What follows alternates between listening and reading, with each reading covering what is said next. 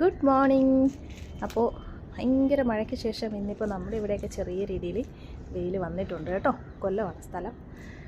അപ്പോൾ മഴ സമയത്ത് ചെടികളൊക്കെ കാണാനായിട്ട് ഭയങ്കര ഭംഗിയാണ്. ഇതേ കണ്ടോ, ക്വീൻ പ്ലാന്റ്. ഞാൻ കഴിഞ്ഞ ദിവസം ക്വീൻ എടുത്തൊന്ന് മാറ്റി വെച്ചിരുന്നു. അപ്പോൾ അങ്ങനെ കുറച്ച് മണ്ണ് വീണതാണ്. കാരണം നല്ല കാറ്റത്ത് ഇതിൻ്റെ ഇല പോകാനായിട്ട് സാധ്യതയുണ്ട്. പിന്നെ നമ്മുടെ മോൺസ്റ്ററ ആൽബോ അടിപൊളിയായിട്ട് വരുന്നുണ്ട്. ഞാൻ കുറച്ച് പുതിയ പ്ലാന്റ്സ് കൊണ്ടുവരുന്നുണ്ട്, വെറൈറ്റി പ്ലാന്റ്സ്. പിന്നെ ദേ മഴയൊക്കെ ആയപ്പോഴേക്കും ആന്തൂറിയത്തിൻ്റെയൊക്കെ ആ ഒരു ഗ്ലോ ഉണ്ടോ, എന്താ ഭംഗി. പ്രൊപ്പഗേഷനൊക്കെ റെഡിയായി നിൽപ്പുണ്ട്.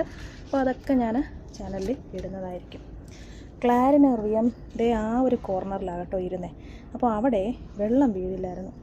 അങ്ങനെ ഞാൻ ഇന്നലെ എടുത്ത് ഇങ്ങോട്ട് വെച്ചു. ഇനിയിപ്പം വെള്ളമൊക്കെ വീണിട്ടൊന്ന് നന്നായിട്ട് ഉഷാറായിട്ട് വരണം. ഹൊമലോമിന ഗ്രീനൊക്കെ നല്ല അടിപൊളിയായി വന്നിട്ടുണ്ട്.